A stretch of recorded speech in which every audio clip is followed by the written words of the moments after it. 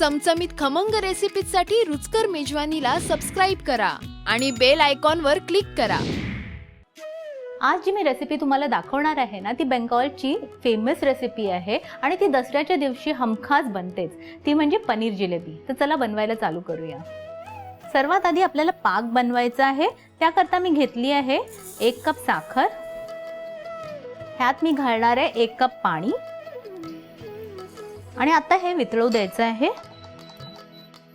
साखर वितळली आहे आणि यात मी आता घालणार आहे केसर, पण त्यानी फ्लेवर खूप छान येणार आहे आणि कलर पण। नेक्स्ट मी घालणार आहे पाव चमचा वेलची पावडर, मिक्स करूया आणि छान जिलेबीला कलर येण्याकरता मी हा येलो कलर घालणार आहे। हा टोटली ऑप्शनल आहे, अगदी चिमूटभर कलर घालणार आहे मी।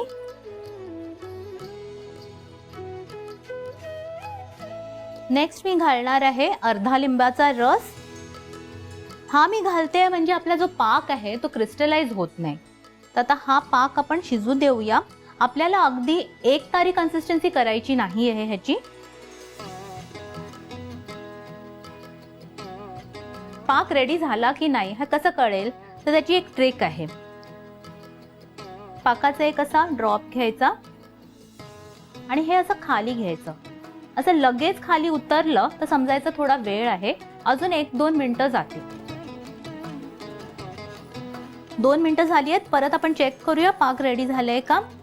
परत तेच करायचं आहे, एक ड्रॉप घालूया आपण या प्लेटवरती, जरा होल्ड करूया आणि परत बघूया।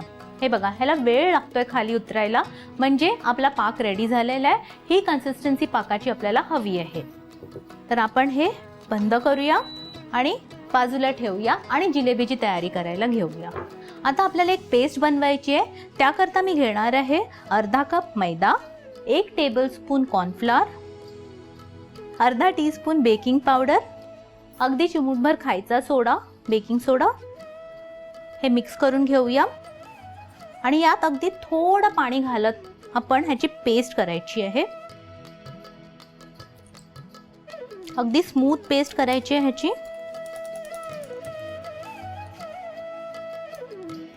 आपल्याला ही अशी कन्सिस्टन्सी हवी आहे, फार जाड नको आणि खूप पातळही नको। हे आता आपण बाजूला ठेवूया। इथे मी पाव किलो पनीर घेतला आहे आणि हा असा क्रश करून घेतला आहे। हा आता आपल्याला ग्राइंड करून काढायचा आहे। मिक्सरच्या भांड्यात मी घालते आणि ग्राइंड करताना यात आपल्याला पाणी वगैरे काही घालायचं नाहीये। ह्याची आपल्याला आता स्मूथ पेस्ट करून घ्यायची आहे। पनीर ग्राइंड करून घेतला आहे, अगदी मस्त स्मूथ ग्राइंड झालं हे बघा। आता हा पनीर आपण या पेस्ट मध्ये घालायचा आहे आणि हा आता आपल्याला व्यवस्थित मिक्स करून घ्यायचा आहे।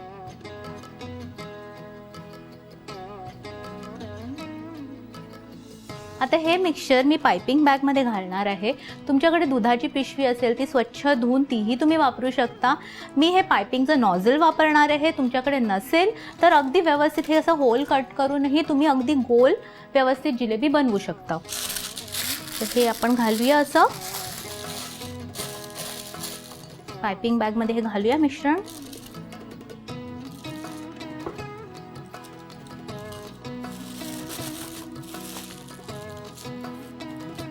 खालून असं होल आपण कट करूया आणि हे आता आपण रेडी करून ठेवून देऊया। आणि फ्राय करण्याकरता आपण एका पॅन मध्ये तूप घेऊया। आता आपण जिलेबी फ्राय करायला घेऊया। हे आपल्याला असं गोल व्यवस्थित पाईप करायचं आहे आणि आपल्याला हीट अगदी लो ठेवायची आहे।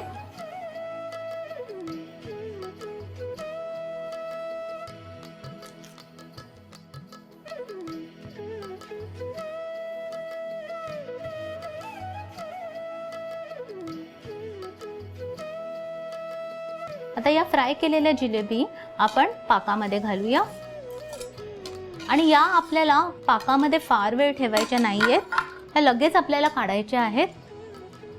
फक्त 2 मिनिटं आपल्याला या पाकामध्ये ठेवायचे असतात। या जिलेबी आपल्याला वॉर्म पाकामध्ये साधारण 10 मिनिटं ठेवायच्या असतात। 10 मिनिटापेक्षा जास्त ठेवायच्या नाही आहेत। 10 मिनिटं झाली आहेत।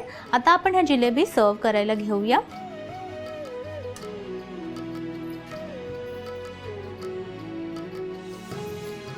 आता यांना आपण गार्निश करूया बदामाच्या कापाने आणि थोड्या पिस्ताच्या कापाने.